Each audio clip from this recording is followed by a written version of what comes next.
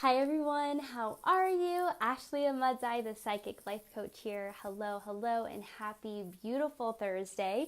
I am so excited to come to you live with another Thought Leader Thursday with my friend Kat Nantz. She is so cool.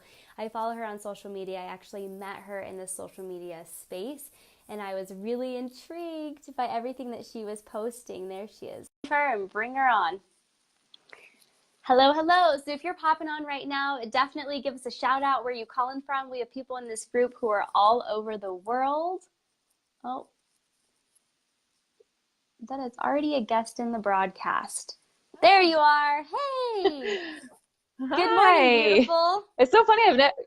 Good morning. I've never used this before, so I didn't know how the call was going to come through, but hi. Yeah, Nice to see you. new features. I am so excited. And I was just telling your audience that I had met you in the online space, and I was so intrigued by how you called people out and how you said things that people think and feel and know, but they're not actually having conversations about, and you really stand out in that space. So thank you for all of your realness. Mm, Thank you. I appreciate that. Yeah, so I'll give you a little bit of an introduction. Not only is she awesome, and you definitely caught my eye, and again, I do follow um, Kat in on all social media platforms, and I love it. So if you haven't already, I'll post her information above and below. Go follow her for sure. Follow her for sure. But she is a sexual wellness coach, and that's your title, but you are so much more. And so I would love to hear from you. Let's tell us a little bit about you and what you do. Yeah. So yeah, I think well, first I want to say I think it's interesting because I think what you and I do is so similar. We just use different modalities to offer that healing and connection back to body and spirit. And yeah, so a little bit more about what I do. I'm a holistic sex and relationship coach. For me, that means I really focus on bringing people back to their body, back to their power, back to their pleasure, and really focusing on getting people to get that they're their greatest healer and that they're the person who knows the most on themselves. And just getting them connected into that ancient wisdom that lives in our body. Like, it's no surprise that, we're a dominant species. There's a reason. There's a lot of wisdom that lives in our bodies that's had us, get to a point where we can survive, and something shifting culturally for us, and where we're able to move from just surviving things to actually being able to thrive, and even be Mm. able to have this conversation is such a privilege. And it really speaks to how much our culture is shifting in that respect. Oh yeah, that's amazing. That's amazing. And this group is the Mediocre to Magical Academy, and everything in here is helping people elevate their life from mediocre to magical. And so, yeah, at first it's like, yeah, sexual wellness, sexual empowerment. It is so much more. And I love everything that you said because it painted the vision so perfectly that we do have this ancient wisdom within us. And we need coaches to help us even identify that, because there's been a lot of shame around our body, shame around wanting, desiring, shame around pleasure, right? So really Mhm. interesting. So how did you become a coach? Yeah. Okay. So, I'll really everybody's coach story must be so interesting. So I'll share a little bit about myself. I've been full-time coaching for about 4 years now. Before that, yeah. So, my history is when I was a child, I was diagnosed with muscular dystrophy, and so I went on to have 17 surgeries, and I spent most of my childhood in the hospital and in a wheelchair, or on crutches, or a walker, in casts or various different things. And for anybody who doesn't know much about the medical system, there's a lot of, you're not really taught much about autonomy. Like, my body was not treated like it was mine. Nothing was ever discussed with me. There was like having a conversation about consent was never present. And so I experienced a lot of really awful experiences, not just like the pain from having like surgeries like that, but um, really just how I was treated by the like authorities in my life. And between like my doctors and the nurses and my parents and everybody who knew better about me and knew more about what I needed than what I did, and sort of set out this path of what my life was going to look like, that I wouldn't be able to walk by a certain age, that I would just spend the rest of my life in pain, and all of these different things, sort of saying like, here's who you're going to be. And I had this like breakthrough moment when I was about 16, where I just was so fed up with it. And really didn't want to keep going on like that, and really felt called to search and dig a little bit further into that, feeling like, if I have this much access to pain in my body, surely I can have that much access to pleasure. And I wanted to explore the duality of that, and see what was possible. And so I did a lot of healing work. I went from not being able to walk and being in excruciating pain that I really just didn't want to keep going on. I really just didn't want to keep living at that point.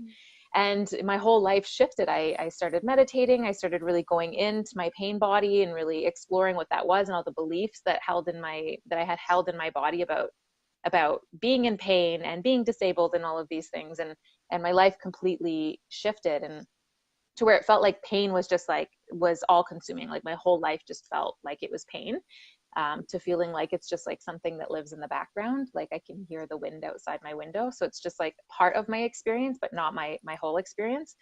So that really pushed me into the world of self-discovery, and going into my body and trusting that my body actually has the answers on what it needs, and that I don't need all of these medications to manage pain, and that maybe my body knows what to do in regards to that. So that started me on that journey. And using like the conversation around sex for me is really powerful, because our erotic energy is our creative energy, and our creative energy is our life force. And that is how we come into this world. And so to me, that's a really important area to explore. Wow. Yeah. Wow, that is all I have to say about that. That is so amazing. So tell me a little bit more, when you said like you went and you kind of honored the pain body and opened up. Yeah. If I can have this much pain, I can have this much joy. How did you even think that thought, right? Most people are in so much pain that they're just on their back and it's like, I'm hopeless. How did you even find the courage to be able to shift that mindset and be on that journey? That's interesting. This is a funny story.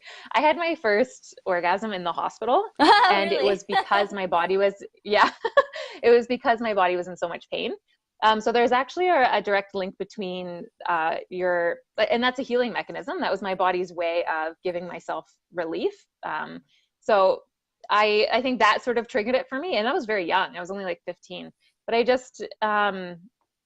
I felt like that was an area of my life I could control.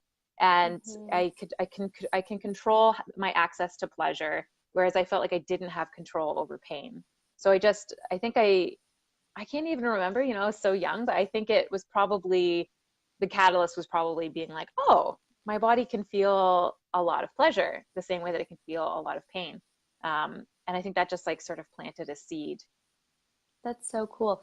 So do you find, who is your ideal client? And another tied on question with that, do you find that a lot of your clients have been people who are really struggling from trauma or really coming out of pain?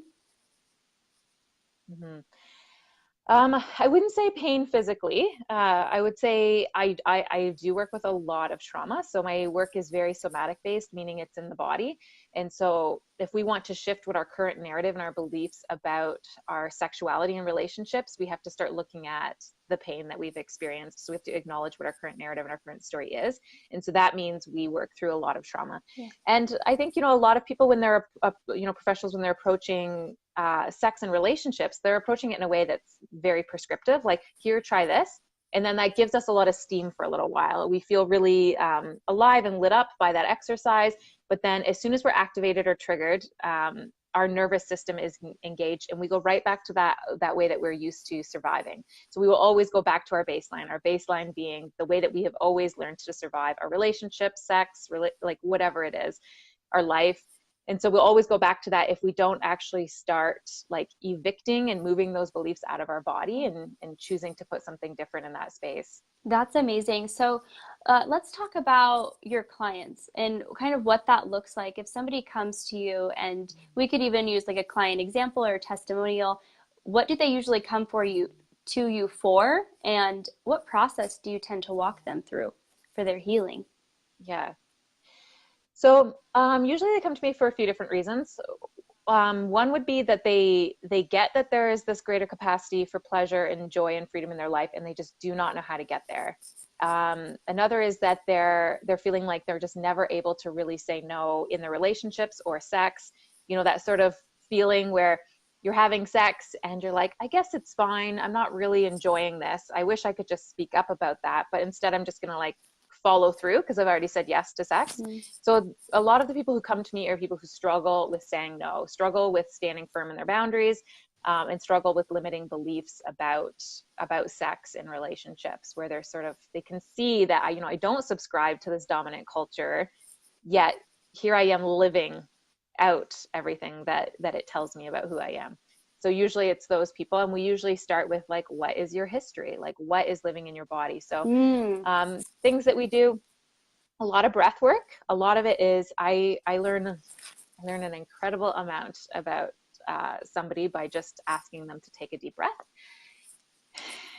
and seeing whether they have access to breath in their body. Sorry.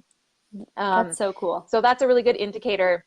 Yeah, you probably notice this as well. If clients struggle to take a breath, I know that they struggle being in their body.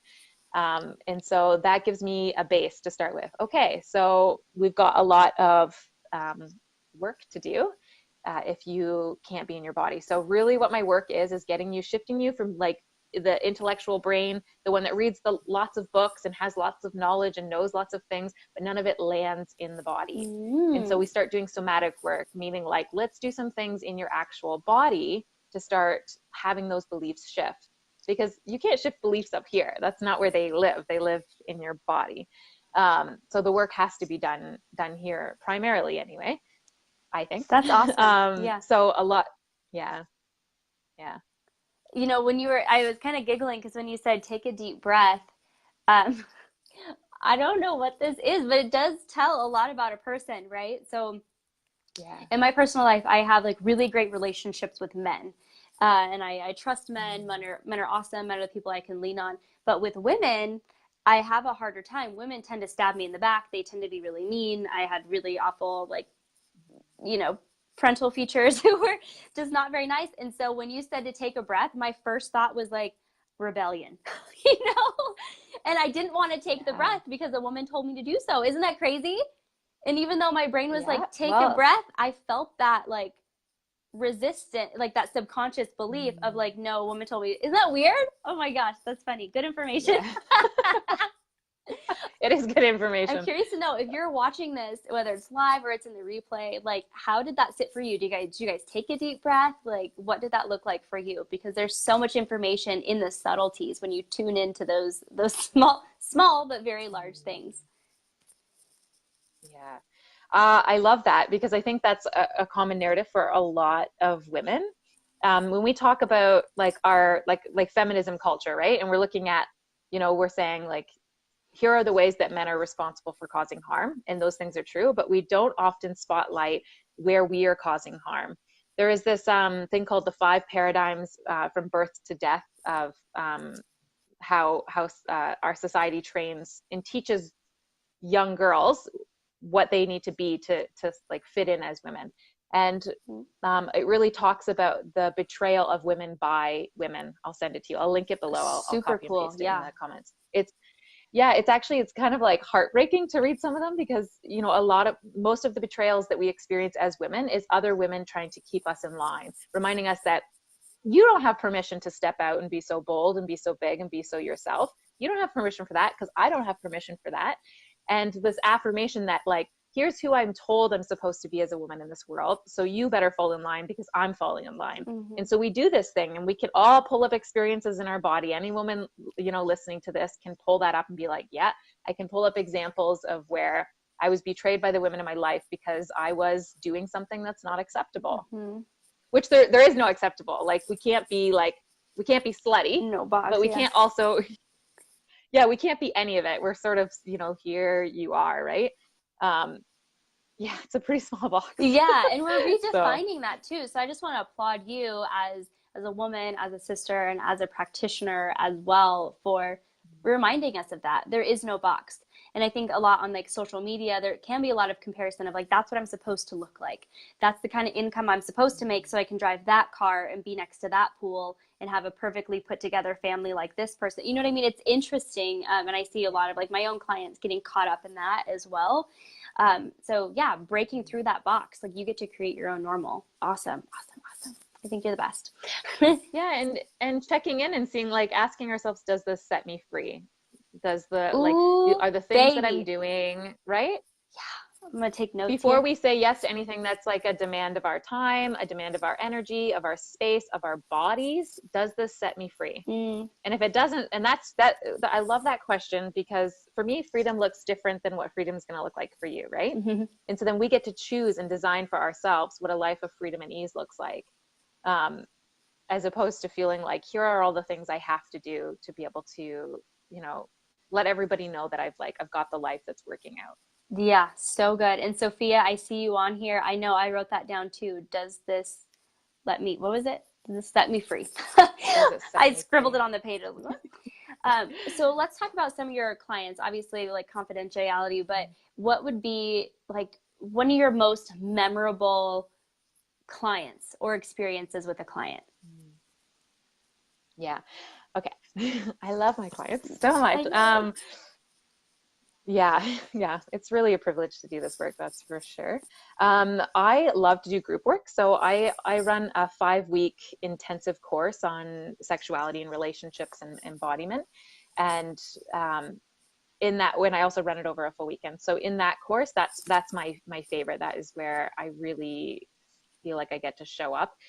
Something shifts differently when you're in a group setting than when you're in one-on-one, because in one-on-one work, we really want to protect our narrative, the story that we are telling.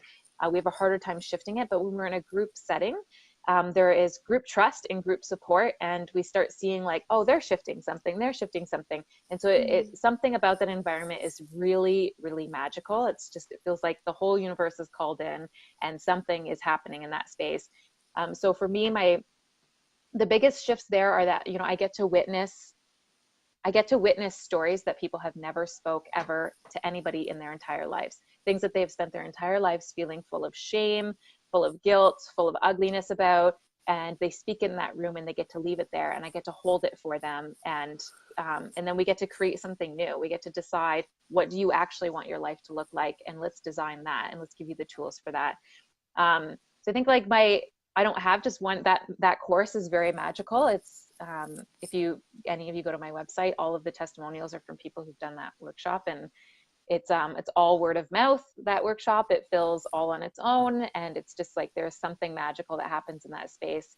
There's also something to having a room full of people actually witness and hold your story, not try Mm-hmm. to fix you, not try to save you, not try to Yeah. make you feel anything else than what you're feeling.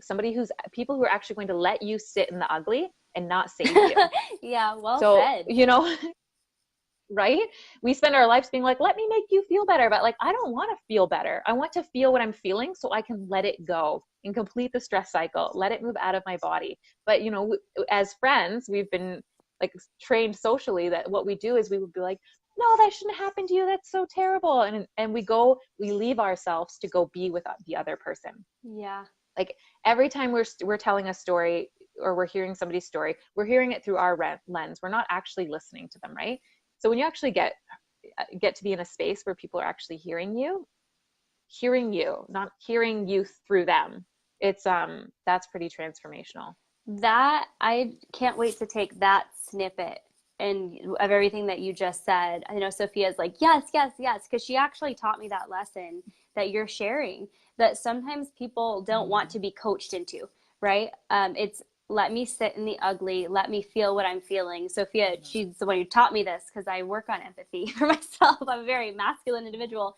And she had said, you know, your emotions come up to tell you something, like they're a part of you. And when we give ourselves permission to actually listen to what they have to say, that's when the breakthrough happens. And when you're in a safe space and other people, I just had a vision of everyone who's in your workshop and this person has a breakthrough and this person does, all of a sudden it gives you a permission as well. And that's where it would create even deeper. So about that workshop, it's all word of mouth, but if somebody wanted to get in there, what would they do? Contact you through that link?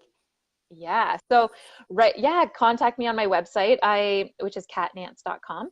The 5-week and full weekend workshop run in Guelph, Ontario in Canada. So the weekend one for anybody who's not local, that is where people from all over come to that one. Whereas the 5-week one is generally just local people. But I am running a destination retreat in Greece next April or next May. Yeah. Oh, that's Which will super be a lot exciting. of that work. Yeah. Yeah. Cool. Okay, so I So, have, okay.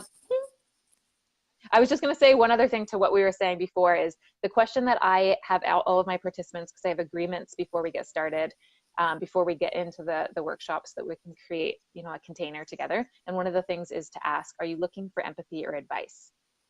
So if my friend calls me and she is like, she's losing it, she's really overwhelmed, she's feeling stressed, I ask her, are you looking for empathy or advice?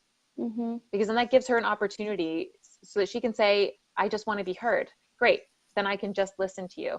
Because often what we're telling people by giving them advice is that I don't trust you to take care of yourself. I don't trust you to figure this out. I don't trust that you have the wisdom yourself to know what's best for you. And this is what we are constantly telling people every time we're trying to save them, every time we're trying to make them feel better. We are pulling them out of the wisdom that lives in their body. We're pulling them out of their emotions that are telling them a story. So instead, if we really want people to trust their own bodies and trust themselves, we have to back off. Wow. Perfect segue also, as far as I was reading your description and about deepening your relationship with your personal power through sexual empowerment. You're right. There's so much wisdom in our bodies. And so why don't we dive into that? Where do you start? Where do you start when you're trying to tune into your personal power with your body? Yeah. I think the most simplest tool is, before you say yes to anything that is a demand on your body, your time, your energy, is to take a deep breath. I did it. And you did it. Maybe because you're just trusting me a little bit more. Part of it's that as well. Sometimes it's like, can I trust you? Can you guide me? Right? Yeah. So sometimes it's that we hold our breath because we're like, I don't know if I trust you yet. So it's to take a deep breath and check in and listen to your body. What is my body saying about this? So for most of us, we don't have a relationship with our body that's a trusting relationship. Our body does not trust us, because we are constantly leaving it. We are constantly betraying it. We are constantly not honoring what it's telling us, the wisdom that it's sharing with us consistently in the way it communicates. We don't listen. And so our body is like, that's why we're getting these intense warning signs. That's why we're getting panic attacks and overwhelm and sickness in our body. And, because our body's saying, if you're not going to listen to these small subtleties, then I'm going to make sure that you hear me. And so if we want to have access to pleasure in our bodies, we first have to access our bodies. We have to let our body know that it can trust us. And wow, the thing about pleasure is it's so yeah, good. The thing about pleasure is that it's so expansive, and sex is so expansive. And for me, I have found myself at the edges of my pleasure, at the edges of exploring myself in that space more than I have found myself in any book I've read, any therapy I've done. I have found myself more in sex than I have found myself anywhere else. And that's because I push my limits and my edges there. And it butts me up against something that's always big and scary and something worthy of exploring. So it gets to bring us to these spaces. It's also we have such limited sex.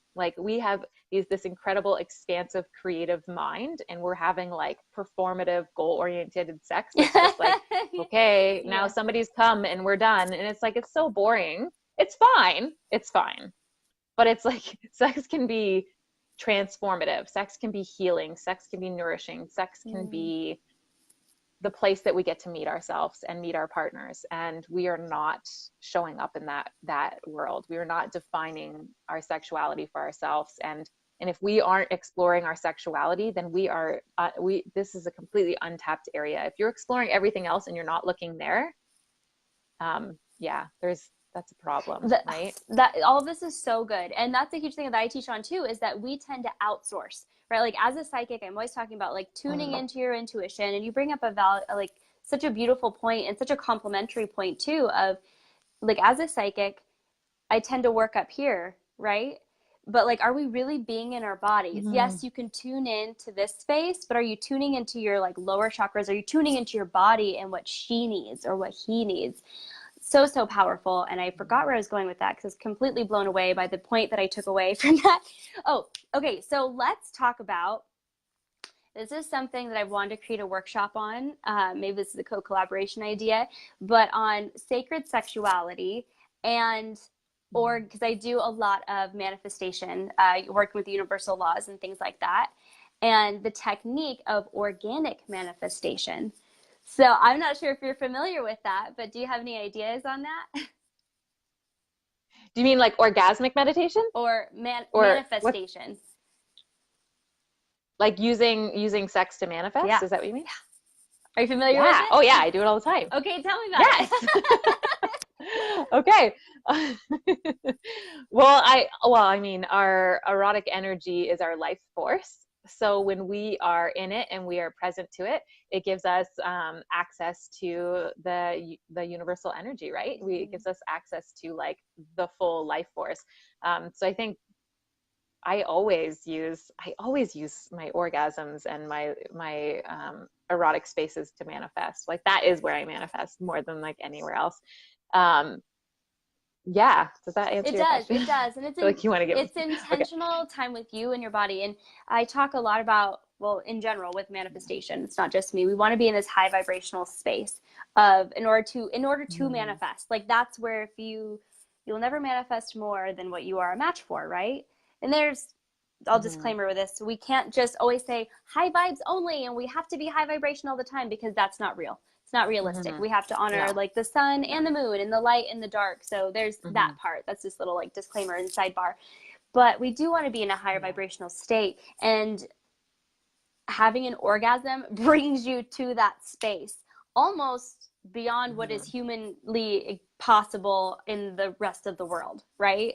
Like, but when you're having an Mm-hmm. orgasm, whether it's Mm-hmm. like by yourself or it's with somebody else, it will put you in this high vibrational space. And so what I had like talked about and I have experimented with is setting an intention. And then when you have that orgasmic experience, it's just like butterflies, kind of like shooting that out into the universe and trusting and knowing that that is going to be created and manifested. But it's in such a Mm-hmm. high voltage space.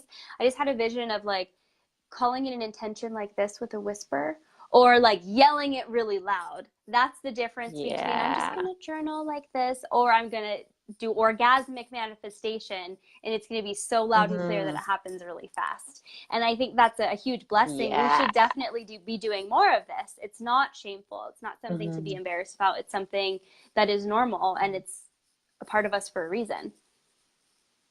Yes, I love that so much. I love that. I love that. Also, the connection between Oh no, did we lose you? Perfect timing. So, okay, Kat, you're a little bit frozen. So I will. There we go. oh, am I back? Yes, you Okay. are. I was like, um, oh, keep talking. we're like a right. Especially like if I'm speaking about people who have wombs or vulvas or vaginas, we're talking about like a really incredible energy that exists there. Literally, the birthplace of humanity lives in our bodies. Mm. It is pure creation, pure energy, pure connection. Like that is our power. And so connecting into that and creating an openness and receiving, we are in complete receiving mode. So if we're able to actually really sink into our body, because that's also important, just like having an orgasm is not enough because you can have access to an orgasm and not have access to your body at that time. You can be disconnected and disassociated from your body and still have an Mm. orgasm, but you are not going to experience pleasure. Pleasure and orgasm are not the same thing. Pleasure and an orgasm is like, because Mm. you orgasms can be fleeting, right? They can be like a blip, like they're not always great. But if we're having pleasure and orgasmic experiences in our body, that's different. That is like, orgasm isn't necessary for us to have orgasmic experiences in our body, for our full body to be present and engaged in that experience.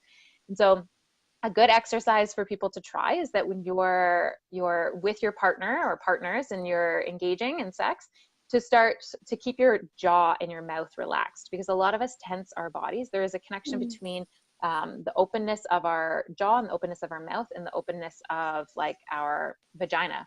And so that connection has us open to the universe and open to other energies and open to receiving.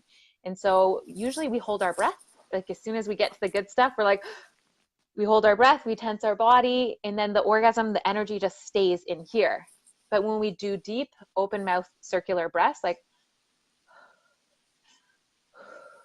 that, there's creating a connection and openness, and you're circulating the energy here, and you're moving that energy up and out of your body. As opposed to holding it here, you're expanding and exploding that affirmation, that manifestation, that thing you're wanting to pull into your life. You're expanding that out into the universe. You're actually pushing the energy out instead of just like this tight, like orgasm that happens in your body. Does that make sense? That makes perfect sense. And that's amazing. I've never, for all of the work that I've done and the research that I've done, I have never heard of that.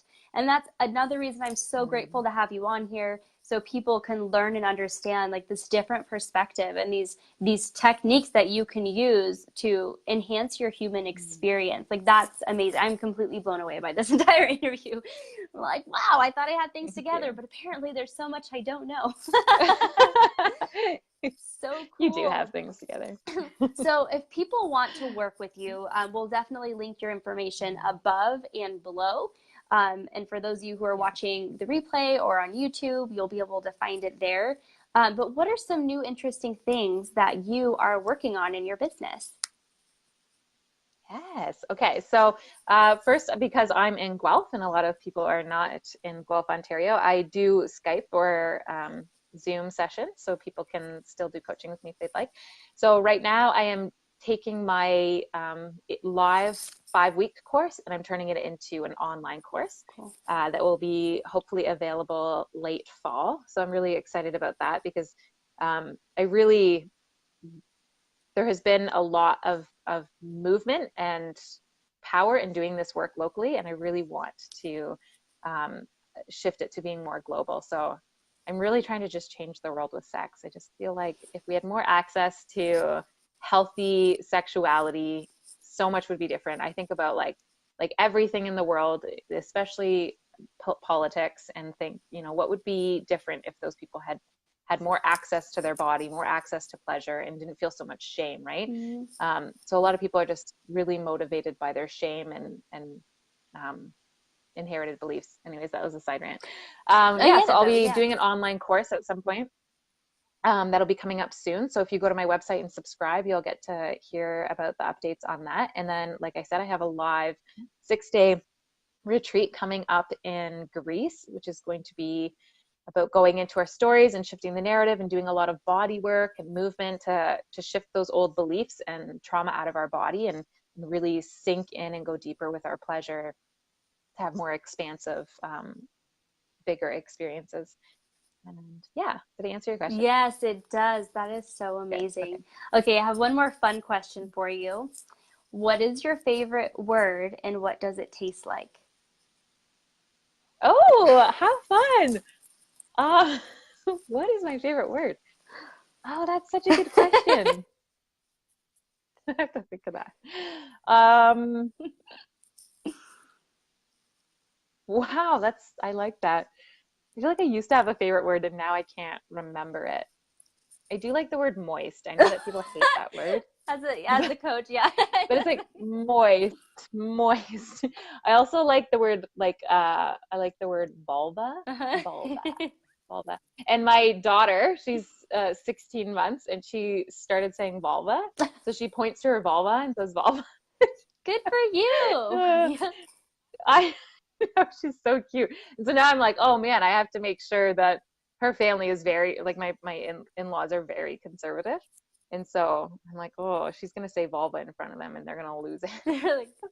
It's normal and it's natural. And the other half of that question. It's literally the word. So. Yeah, exactly.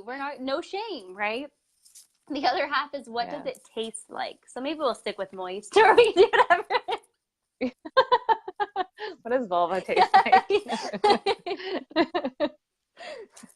That's good. You know what's so interesting? I think I just want to say something to that quick. I remember researching like vaginal or vaginal health and learning more about like what our vagina naturally does and things like that, and learning that it's self-cleaning. Mm-hmm. You know, like, you know, the setting on your stove where you just like press the button, it cleans itself, like that. Like our vaginas just do that, they self-clean. And that every woman gets all of our like vaginas are very acidic, and so then they bleach our underwear. Mm-hmm. And so we're all walking around thinking like, what, is this just me? Is it just me that's like that's happening to my underwear? And it's just like, no, it's just like your vagina is acidic, and so Yeah, it bleaches cotton in material. So anyways, just wanted to let you all know that, to free you up from feeling like that's a weird thing. Anyways, so what was my first word? Moist. Tastes like rain. Tastes like rain. Ooh, I that's feel like good. I picture raindrops or something. Yeah. Yeah. So another thing, yoni eggs, yoni work. Do you have that in your practice Mhm. as well? I don't actually. No, I think eventually I would get into that, but I mean, I recommend them. I highly recommend them. I do different exercises. So that breathing exercise that I was talking about, doing the circular breath during like sex or during pleasure. I also, you can do an exercise that's sort of similar to what the yoni egg activates, which is on your out breath, you clench your pelvic muscles, and then release on your in breath, and then out, in, out, in. And that does something similar. It activates the same energy or sexual energy, the same as the yoni egg. Awesome. Maybe that's another class that we can teach, our things like that Yeah. to, I don't know what it would be called. Yeah. Because it is really important to really help us get connected in that way. So this has been Yeah. so much fun. Thank you so much for being on here. I love laughing and learning and being real.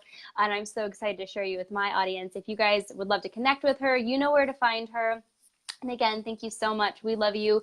Everyone in Mediocre to Magical Academy, we wish you an amazing day full of amazing things. Aww. And massive love. We'll see you next time.